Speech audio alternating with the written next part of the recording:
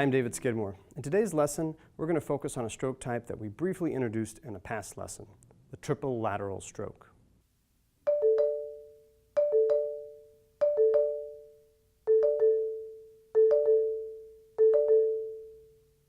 In today's lesson, we're going to focus on the sticking 1, 2, 3, 4, 3, 2, 1. There are other triple lateral stickings, like for instance, 1, 2, 1, 3, 4, 3.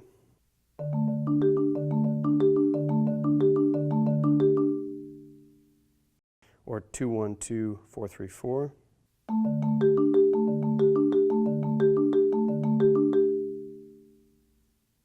But the sticking that we're using, 1, 2, 3, 4, 3, 2, 1, is probably the most common triple lateral stroke sticking and has a really nice flow to it.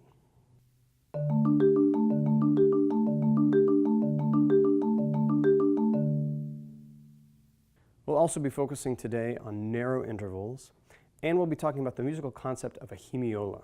And if you've never heard that word before, don't worry about it. We're going to be talking a bunch more about it later. So to get started, let's focus on this triple lateral stroke.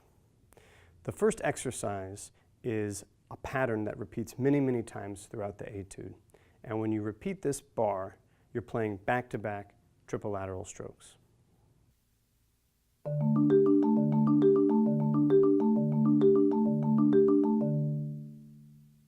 Stay relaxed as you gradually work up the tempo with this new technique. It's important that your hands stay relaxed and that your grip on the mallets be very loose and relaxed. The motion is made almost entirely with the wrists.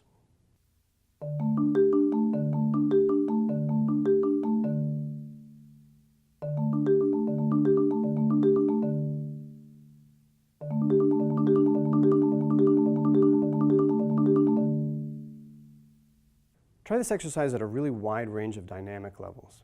When you're playing the exercise loud, forte, make sure that each of the 3 notes of the triple lateral stroke are even dynamically.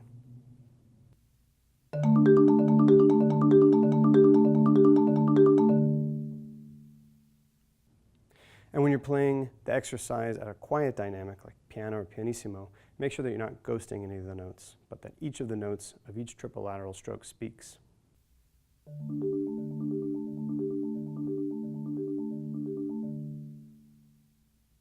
In the second exercise, we'll take this basic pattern and give it a little bit of musical direction by adding some dynamic shapes to it.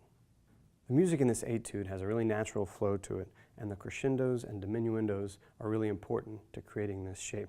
So focus on your stick heights, keep your hands nice and relaxed, and give this exercise a try.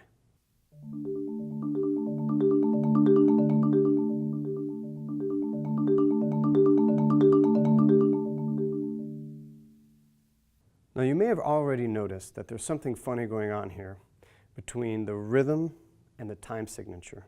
The printed time signature of these exercises and etudes is 3/4, which means that there should be 3 beats per measure and the quarter notes taking the beat. The pattern we're playing is actually called a hemiola. And a hemiola happens when the music you're playing sounds like one time signature, but it's actually written in another time signature. So this pattern sounds like it's in 6/8, but it's actually written in 3/4. Hemiolas are actually tons of fun. They've been used by musicians for centuries, from German and English composers in the Baroque era, to Ewe musicians in Ghana and Togo, all the way to rock and pop artists who are working today. When playing a hemiola, it's really important to not allow it to affect your time. So let's practice exercise number 3 with a metronome.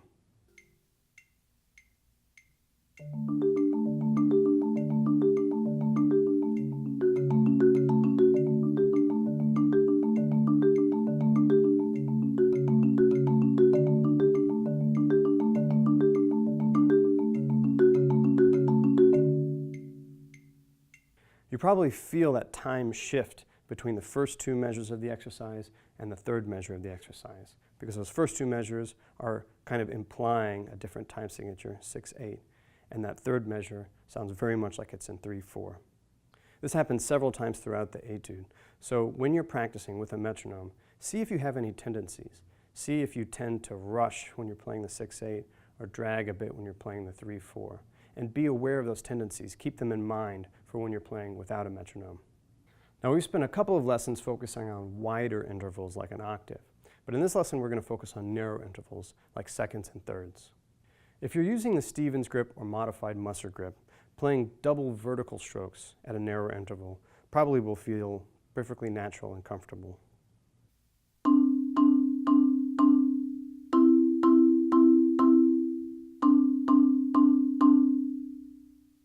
If you're using the Burton group, you may have to remove your index finger from between the mallets to get that interval of a second.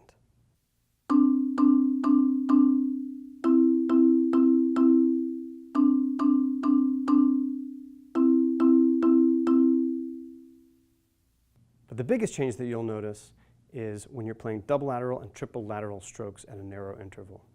It takes a lot of energy and a strong turn of the wrist to get a nice full sound at a narrow interval with a double lateral, triple lateral stroke. For instance, check out exercise number 4A. Play through the exercise at a nice slow tempo but a full volume, and pay attention to how much more energy it takes to play double lateral strokes at narrow intervals in your right hand as opposed to a wider interval of a fifth in your left hand.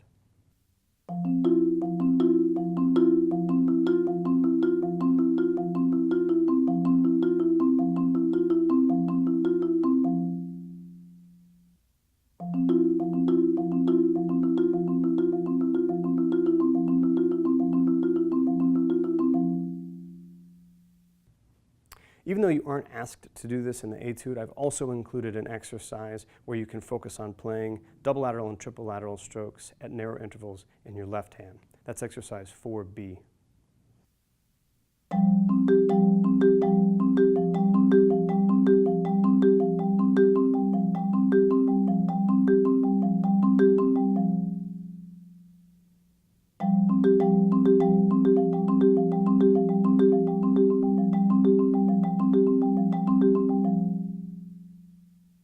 This is just something to be aware of as you're playing.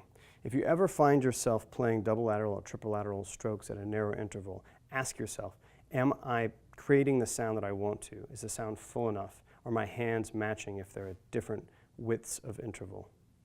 Basically, all you want to do is avoid having narrow intervals sound weaker than you want to. Now finally, let's talk about incorporating tenuto markings into triple lateral strokes.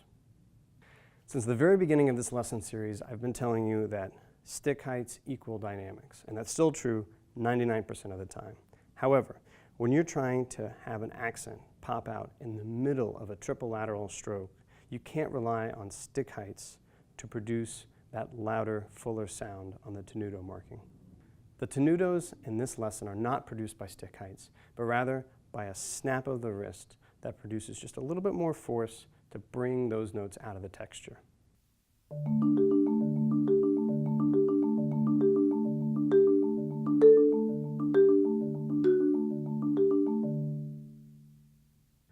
Now try exercise number 5. Don't overthink this too much. Keep your hands nice and relaxed and just give a little bit of emphasis to all of those notes where you want to have a tenuto.